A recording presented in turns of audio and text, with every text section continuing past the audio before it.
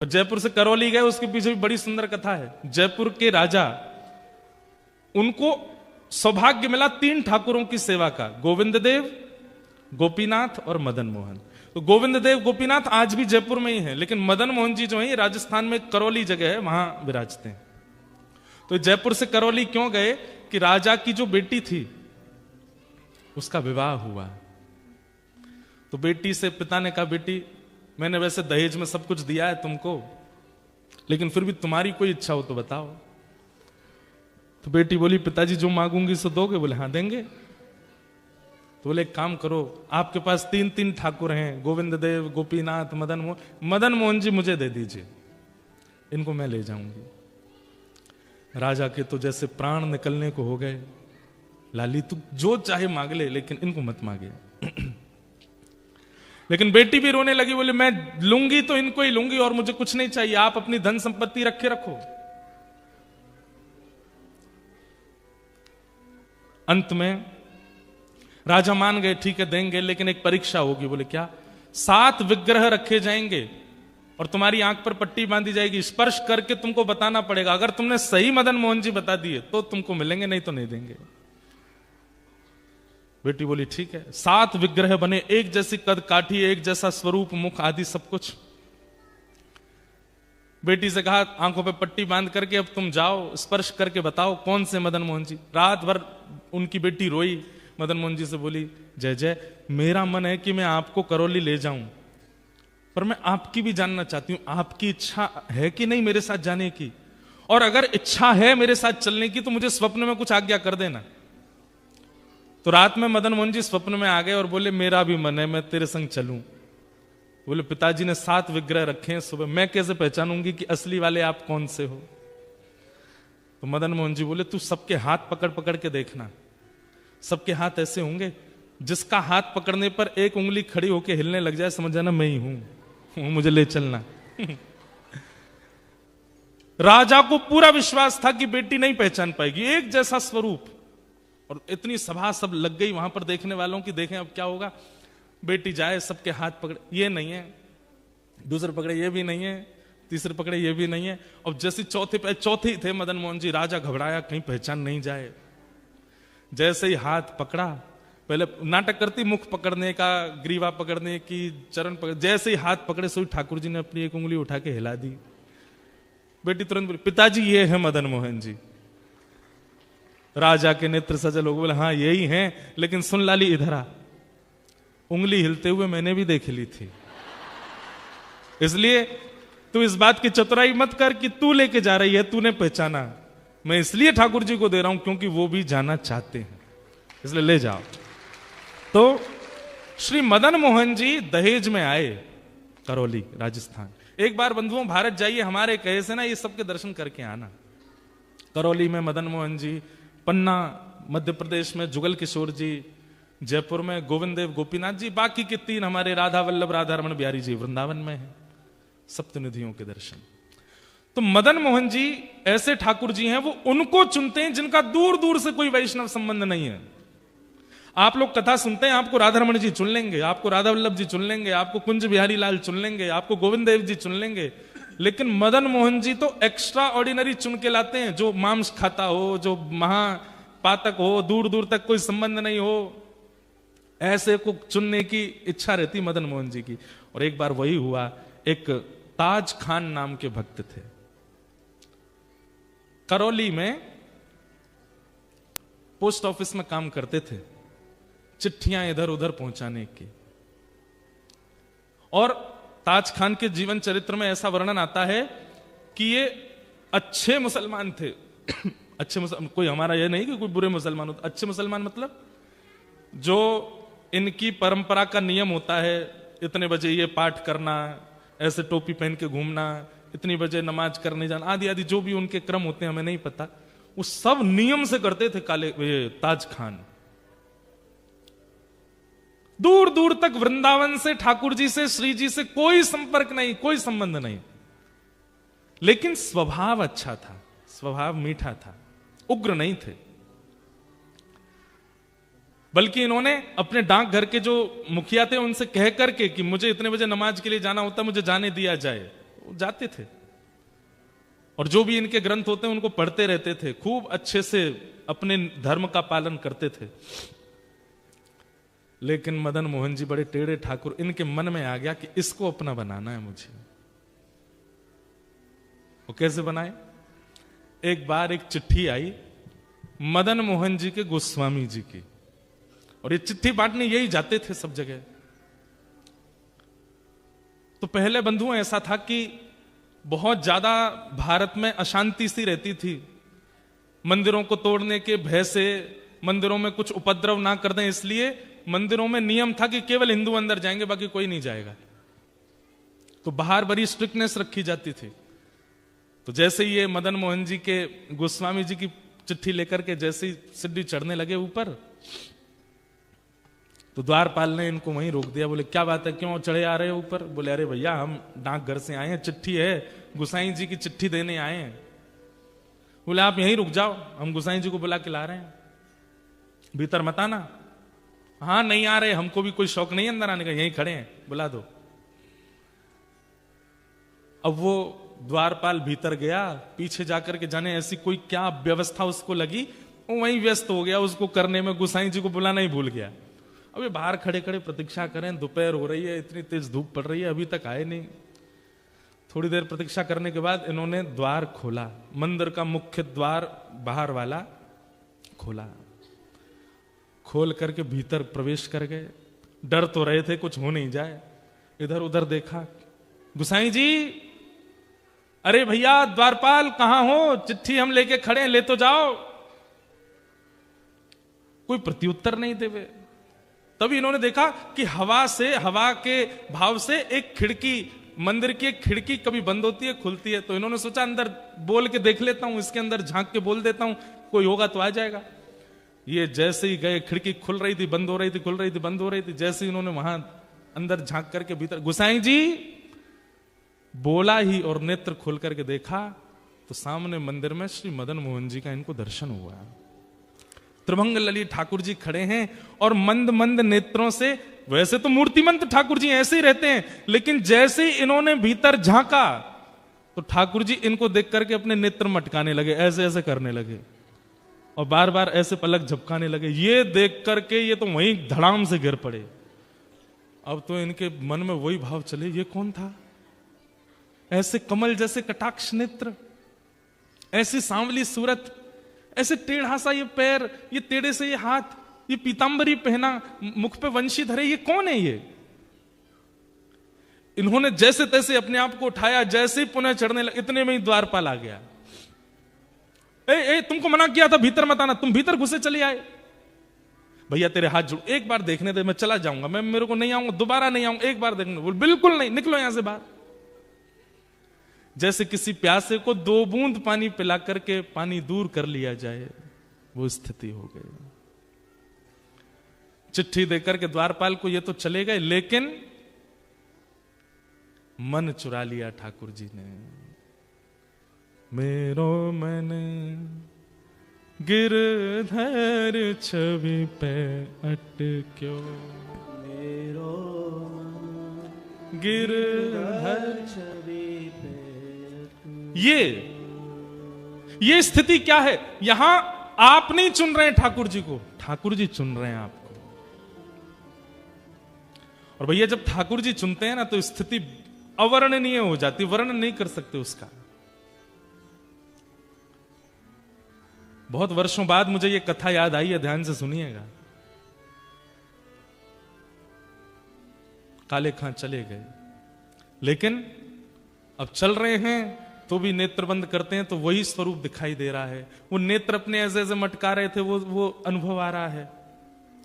एक जगह बैठे रह जाते हैं, सोचते रहते हैं ये कौन था, ये ग्वारिया बालक कौन था, ये सांवरा सलोना कौन था। आज तक कभी अपने नमाज के समय में, अपनी दिनचर्या में कभी बदल फेर नहीं हुआ, लेकिन अब करने कुछ और जाते हैं, करने कुछ और लग जाते हैं। स्थिति आपे से बाहर चली गई। अब तो ये मदन मोहन जी के मंदिर की जो सीढ़ियां थी, वहां से जब निकलते तो नीचे से देखते रहते, कब बुलाएंगे मुझे, कब स्वीकार करेंगे मुझे, कब दर्शन देंगे मुझे। ठाकुर जी ने चुन लिया। अब तो इनकी स्थिति ऐसी हो गई, जैसे एक प्रेमी होता है ना, उसको कोई प्रिय लग जाए तो वो जैसे बावड़ा सा हो जाता है, पागल सा हो जाता है, खाना पीना छोड़ देता है, सोना छोड़ देता है। एक तरफा प्रेम जो होता है, एक तरफा प्रेम में कई बार जो प्रेमी लोग होते हैं, मैंने सुना है ना एक तरफा प्रेम में क्या होता है कि जो प्रेमी होता है वो अपनी प्रियतमा को पहले तो प्रेम से मनाता है, फिर जिद से मनाता है, और नहीं तो फिर धमकी देता है। क्या धमकी देता है? या तो मुझे मिल जाओ, नहीं तो मैं प्राण त्याग दूंगा, नस काट लूंगा अपनी। ये सब भाव कहता है। बंधुओं, ये आजकल के लव बर्ड्स ऐसा करते हैं, लेकिन ये आजकल के लड़का लड़कियों का क्रिया नहीं है, ये हमारे प्राचीन भक्तों ने ऐसा किया ठाकुर जी के लिए। और काले खां उसी स्थिति में आ गए। बहुत दिन तक प्रयास किया कि ये मुझे कैसे भी ऊपर बुला लें, एक बार अपनी रूप छटा दिखा दें, लेकिन ठाकुर जी तो उनका स्वभाव है तड़पाना। जब नहीं दर्शन हुए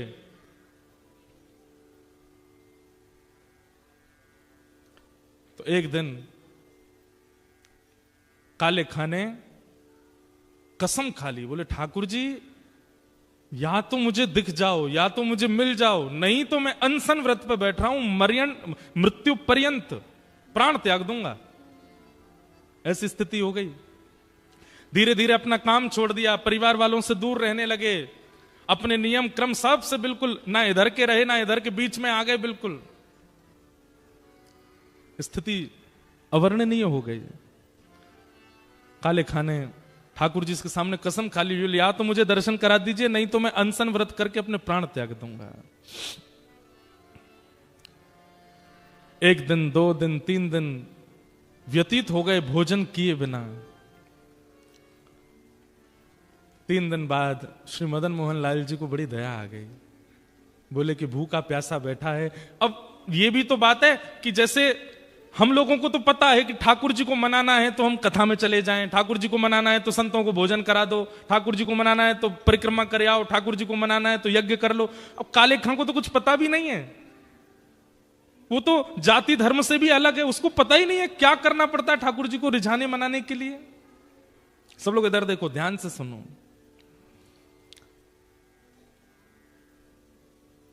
उसके पास यही तरीका था, ठाकुर जी के आगे कसम खाली, बोले मैं प्राण त्याग दूंगा, मुझे मिलो नहीं तो। 3 दिन जब बीत गए बिना कुछ खाए पिए, तो रात में जब मंदिर बंद हुआ, मंदिर बंद होते सब गुसाई आदि सब चले गए, सुश्री मदन मोहन लाल जी अपने गहने जेवर आदि सब उतार करके एक सामान्य से ग्वारिया का रूप धारण किया। एक धोती पहनी, बगलबंदी पहनी, सिर पर एक स्वाफा बांधा, चंदन वंदन लगा था, सब मिटा दिया, बिल्कुल ऐसे हो गए साधारण से। आंखन में काजल लगा था, मीड़ मीड़ करके उसको फैला लिया कि मैं पहचान में नहीं आऊं। और जो भोजन की थाली श्री मदन मोहन जी की रात में रखी जाती थी, बंटा भोग बोलते हैं उसको बंटा भोग श्री मदन मोहन लाल जी का जो रखा था, ठाकुर जी ने उसको उठाया खुद और निकल पड़े काले खां के पास। आहा, यहां पर मरणासन अवस्था में काले खां बैठा है, गला सूख गया है, आंखें मरने को हो रही हैं, और उस समय पर द्वार पर दस्तक होती है, खटखटाने की आवाज आती है। काले खां जैसे तैसे खिसक करके जाता है, जैसे ही द्वार खोलता है तभी सामने देखता है एक नन्हा सा कुमार बालक, आयु होगी 8-9 वर्ष की, सिर पर स्वाफा बांध करके और ऐसे कमर पर अपने थाली लेकर के, जैसे कोई बड़ी चीज होती है ना, तो माताएं जैसे हमारे भारत में मटकी उठाती हैं, कई बार विदेशों में माताएं बालक उठाती हैं ऐसे कमर पे, ऐसे ठाकुर जी थाली ऐसे रख करके कमर पे और दूसरे कमर पे हाथ धर के द्वार पे आके खड़े हो गए और आकर के बोले, तुम्हारा नाम काले खां है? काले खां बोले, हाँ भैया मेरा नाम काले खां, पर तुम कौन हो? और ये इतने सुंदर हो, इतने प्यारे हो, तुम्हारी मैया नहीं है, तुम्हारे पिताजी नहीं है जो आधी रात में तुमको अकेला छोड़ दिया? अरे हम देखने में छोटे लगते हैं, वास्तव में तो श्री मदन मोहन जी मंदिर के हम टहलुआ हैं, रात भर चौकीदारी करते हैं। डोल डोल टहलुआ कहते हैं जो टहल टहल करके रखवाली करे। कई लोग होते हैं ना, उम्र तो बड़ी होती है दिखने में, वही है हमारा भी, उम्र तो हमारी बहुत है। कितनी उम्र होगी? बोले गिन नहीं पाओगे, 2-3 हजार साल के तो हैं हम। तो काले खां बोला मजाक कर रहा है भाई, छोटा बालक है, बड़ी बड़ी बात कर रहा है। अच्छा भैया मदन मोहन जी मंदिर से आए? बोले हाँ। क्यों आए? बोले को वहां के जो गोस्वामी जी हैं ना, पता नहीं उनके मन में क्या बात आई, मेरे को आकर के थाल पकड़ा दी और बोले जाओ जाकर के काले खां को प्रसाद दे आओ। बोल दो मदन मोहन जी ने प्रसाद भेजा है। काले खां बोले सुनो, इसको तुरंत वापस ले जाओ, एक कौर नहीं खाऊंगा इसमें से। ये मैं सब जानता हूं ये लीला कौन कर रहा है, ये वही छलिया, वही कपटी, वही मरकट बंधु, मुझे एक झलक दिखा करके इतना परेशान कर दिया और अब मेरे अनशन को तुड़वाने के लिए थाल भेज दिए। कह देना गोस्वामी जी से जब तक दर्शन नहीं होगा मैं ये प्रसाद नहीं पाऊंगा, और मुझे दर्शन होगा नहीं क्योंकि मैं तो मुसलमान हूं, मुझे मंदिर में प्रवेश मिलेगा नहीं, इसलिए मुझे प्राण त्यागने पड़ेंगे, दोबारा जन्म लेना पड़ेगा। और सुनो एक बात और कह देना अपने मदन मोहन से। बोले क्या? उसने जो अपना नाम धर रखा है ना जगन्नाथ, मैंने सुना था कहीं उनका नाम जगन्नाथ है, उनसे कह दो कि तुम जगन्नाथ नहीं हो, अपना नाम रखो हिंदूनाथ, तुम केवल हिंदुओं के नाथ हो, ये जगतनाथ मत बोला करो अपने आप को। ठाकुर जी खड़े खड़े सुन रहे हैं। बोले सुनो गोसाई जी की बात तो सुन लो पूरी। काले खां बोले क्या? बोले इसमें से प्रसाद पा लेना और प्रसाद पा करके सुबह बर्तन मांज करके मंदिर दे जाना और मदन मोहन जी के दर्शन कर जाना। गोसाई जी ने आज्ञा दी। सुन करके काले खां खुश हो गए। लेकिन अब स्थिति ये हो गई कि पहले तो हर जगह मदन मोहन जी दिखते थे, लेकिन अब वो टहलुआ दिख रहा है। अब ये मोहन थार उठा में तब भी टहलुआ का स्मरण हो, पूड़ी उठा में तो भी टहलुआ का स्मरण हो, सब्जी खा में तो भी। अब ये मन में विचार करने लगे मेरे मन में कोई रोग हो गया है, ये पहले तो मदन मोहन अच्छे लग रहे थे, अब उनका सेवादार ये टहलुआ अच्छा लग रहा है, कहीं ऐसा नहीं हो ये मेरे संग हो क्या रहा है, किसी ने टोना टोटका तो नहीं कर दिया मुझ पे। रात भर मन में विचार करने लगे, अपने मन से कहने लगे टहलुआ नहीं मदन मोहन, उनको याद करो। लेकिन याद करें मदन मोहन जी को खड़ा दिखाई दे टहलुआ ऐसे थाली लेकर के।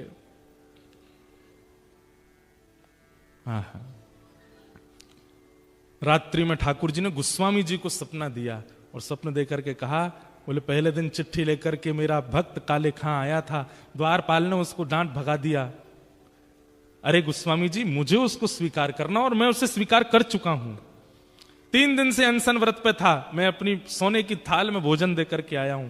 कल वो थाल धोकर के जब मंदिर आवे सब उसको रोकेंगे, लेकिन आप आकर के उसको भीतर बुला लेना, मेरा दर्शन कराना। गोस्वामी जी तो रात में ही उठ करके रोने लगे। बोले नाथ आपकी कैसी कृपा, आप जिसको स्वीकार कर लेते हैं फिर कुछ विचार नहीं करते। रात भर भोजन तो कर नहीं पाए, वो यही सोचने लगे टहलुआ टहलुआ। अरे नहीं नहीं मदन मोहन मदन मोहन मदन मोहन मदन मोहन नहीं, टहलुआ टहलुआ टहलुआ। मदन मोहन जी अब टहलुआ के रूप में उसको देखने लगे, वहीं प्रेम होने लगा।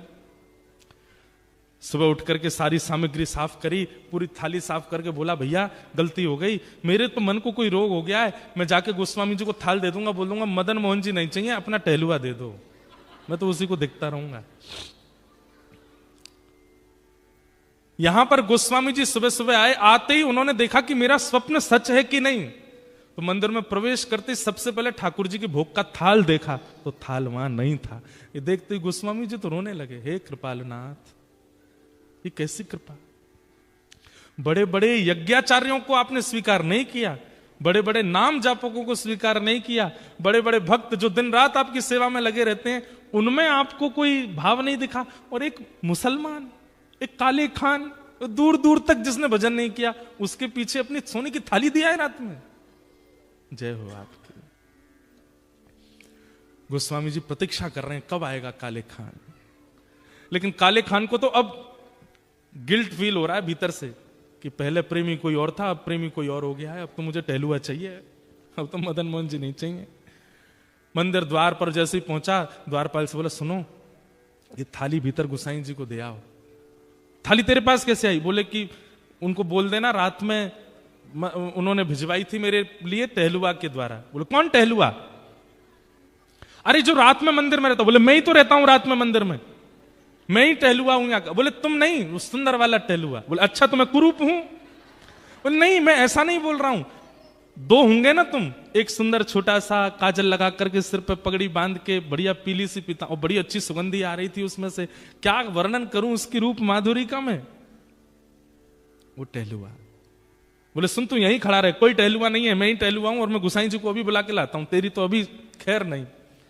भीतर गए, इतने में ही जाकर के थाल दिया। गुसाई जी बोले थाल लायो? कौन लेकर के आया थाल? बोले वो काले खान आया है द्वार पे। उसको भीतर नहीं लाए? बोले वो तो कह रहा है कि टहलुआ से मिलना है उसको, और मैं ही टहलुआ हूं, वो पता नहीं कौन से टहलुआ का वर्णन कर रहा है। गोस्वामी जी निकल के बाहर आए, अपरस में थे फिर भी बाहर आ गए, नेत्रों में आंसू। काले खान कौन आया था रात को? बोले आपके मंदिर का टहलुआ आया था। मुझसे गलती हो गई, पहले तो मुझे वो प्रिय लग गए थे, लेकिन अब मुझे वो टहलुआ ही चाहिए। मैं मंदिर में कभी नहीं आऊंगा, आप जितना कहेंगे मैं उतनी रकम दे दूंगा, केवल वो टहलुआ मुझको दे दो जो रात भर यहां टहलता है। ऐसे कटाक्ष नेत्र थे उसके, ऐसी सुंदर सी नासिका थी, ऐसी मधुर मुस्कान थी, ऐसी सुंदर उसने पगड़ी पहन रखी थी, और उसमें से ऐसी अद्भुत सुगंधी आ रही थी। हे गोस्वामी जी, मैं आपके आगे हाथ जोड़ के कह रहा हूं, अगर दे नहीं सकते तो जैसे दर्शनार्थियों के लिए नियम है कि सुबह इतने बजे आओ, दर्शन होते हैं मदन मोहन जी के, सबको मदन मोहन जी के दर्शन कराओ, मुझे वो टहलुआ के दर्शन करा दिया करो बस। गोस्वामी जी बोले हाथ पकड़ो हमारा। हाथ पकड़ लिया, बोले चल टहलुआ से मिलवाते हैं। पहली बार श्री मदन मोहन जी के मंदिर के अंदर गए, ढूंढ रहा है काले खान कहां है, कब दिखेगा कब दिखेगा। और जैसे ही पर्दा हटाया तो बाकी सबको तो श्री मदन मोहन जी पाषाण रूप में दिख रहे थे, लेकिन काले खां को वो रात वाले टहलुआ के रूप में दिख रहे थे। ये रहते टहलुआ।